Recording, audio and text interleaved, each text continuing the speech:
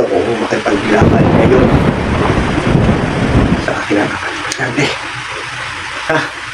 Katawag mo isa-isa ang mga sangre. Amihan. Gusto kong makipaglaban sa'yo. Nasaan ka? Nandito ako para sa pabrika. Anong ginagawa mo sa pub? Ginagawa mo sa pabrika? Malamang nagtatrabaho, nag-iipon ako para sa aircon. Di ba kinuha mo nga yung brilyante ng hangin sa akin nung mainit sa bahay namin. Nag-iipon ako para sa aircon. My God, istorbo ka kamo. Parang nag-store ba ako ah? Alena, sumagot ka na isko makipaglaban sa'yo.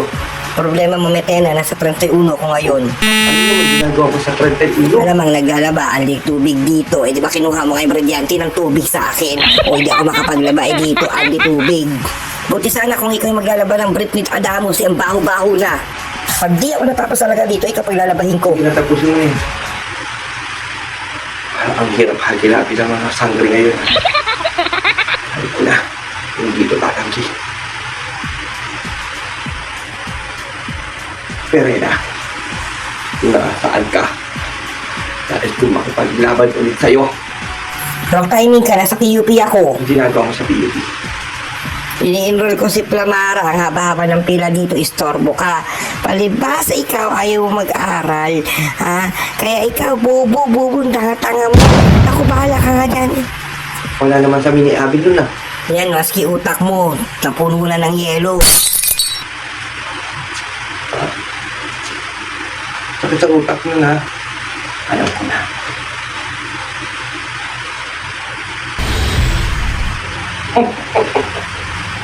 Danaya. Ako na lang ang huling sangre. Nais kitang makalaban. Pumunta ka dito. Ano nangyari?